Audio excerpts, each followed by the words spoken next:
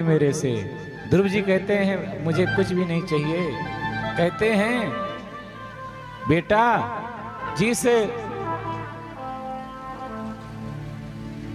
राज के लिए, गद्दी के लिए तू तपस्या कर रहा था, मैं तुझे वरदान देता हूँ, आशीर्वाद देता हूँ कि तू 36,000 वर्षों तक राज करेगा। कितने वर्षों तक? 36,000 वर्षों तक राज। और सुन, इसमें तेरी इस जन्म की इच्छा नहीं छुपी है, इसमें तेरे पूर्व जन्म की इच्छा छुपी है। ध्रुव जी कहते हैं कैसे प्रभु?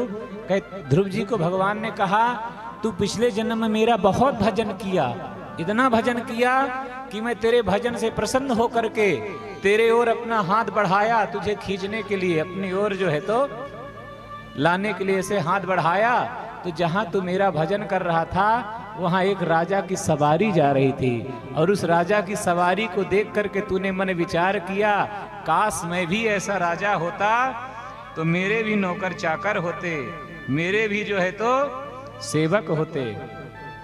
जैसे तूने ऐसे मन विचार किया, जो हाथ में तुझे अपनी ओर खींचने के लिए बढ़ाया था उस हाथ को मैंने तुरंत जो है तो अपनी ओर कर लिया, क्योंकि मैं अपने भक्त की इच्छा पूरी किए बगैर कैसे रह सकता।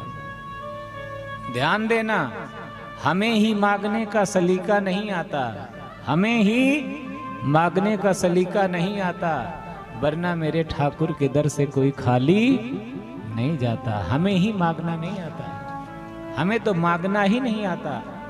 जीवन में 3 बातों को याद रखना, तुच्छ, कुछ और सब कुछ। अगर भगवान से मांगोगे तो आपको भगवान तुच्छ वस्तु ही देंगे।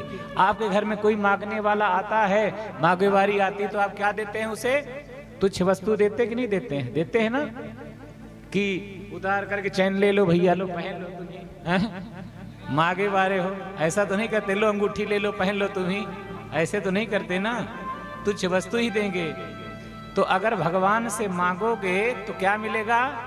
तुच्छ वस्तु ही मिलेगी।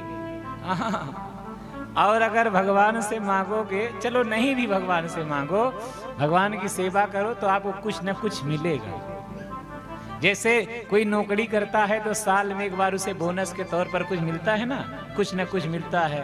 सैलरी के ऊपर चाहे सैलरी के बराबर मिल जाए, चाहे कोई गिफ्ट मिल जाए, कुछ बोनस में कुछ न कुछ मिलता है साल में एक बार, जो नौकरी करते हैं।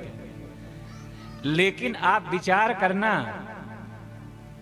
अगर आप भगवान से नहीं भी न मांगो तो आप जीवन